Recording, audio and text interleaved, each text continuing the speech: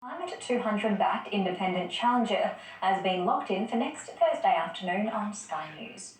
Dr Monique Ryan is running to unseat the Treasurer on a platform of climate action, including a push to double the Liberals' emissions reduction target to 60% by 2030. But Mr Frydenberg says Kooyong voters can't risk the uncertainty of Dr Ryan possibly supporting Labor in a hung parliament.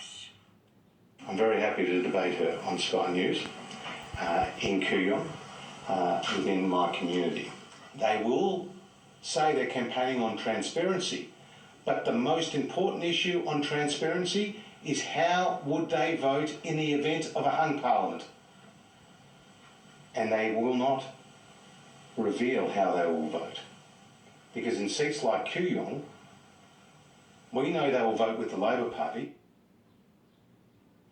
Don't miss the most anticipated battleground debate of the campaign. Josh Frydenberg faces off against Monique Ryan at the Sky News People's Forum, 2 p.m. next Thursday, May 5.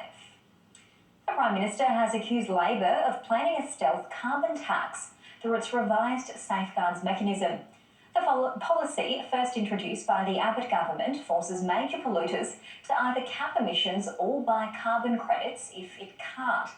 Under Labor's plan, 215 of those emitters, including coal mines, would be required to reduce emissions by 5 million tonnes a year in order to achieve net zero emissions by 2050.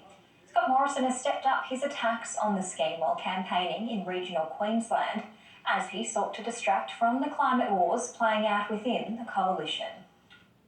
There's a sneaky carbon tax, which Labor is putting in place, and it's not just on the coal mining industry.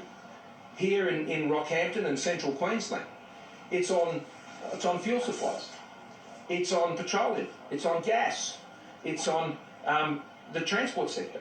It's right across the board. Where it sits at the moment, it's not a tax, because what we're saying is we kept the guide rails out. So it's only a tax if it works, is that right?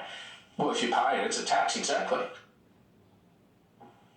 Despite the government's criticism, Labor's plan has the backing of the Business Council of Australia, who say the scheme will help drive investment and deliver jobs. Safeguard mechanism is about 215 entities having their obligations determined by the Clean Energy Regulator. They have options how they meet those obligations. Our preference is that they reduce their emissions. If they're unwilling or unable to do that, then they're welcome to participate by buying credits. Two of Australia's largest banks have brought forward their interest rate forecasts off the back of the March quarter inflation update. ANZ and National Australia Bank now say the first Reserve Bank interest rate hike will come in May, several weeks before the election. Both banks expect the central bank to lift the cash rate by 15 basis points to 0.25%.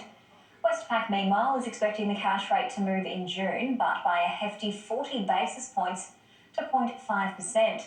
And CBA is staying firm on its forecast for the cash rate to move by 15 basis points in June to 0.25%.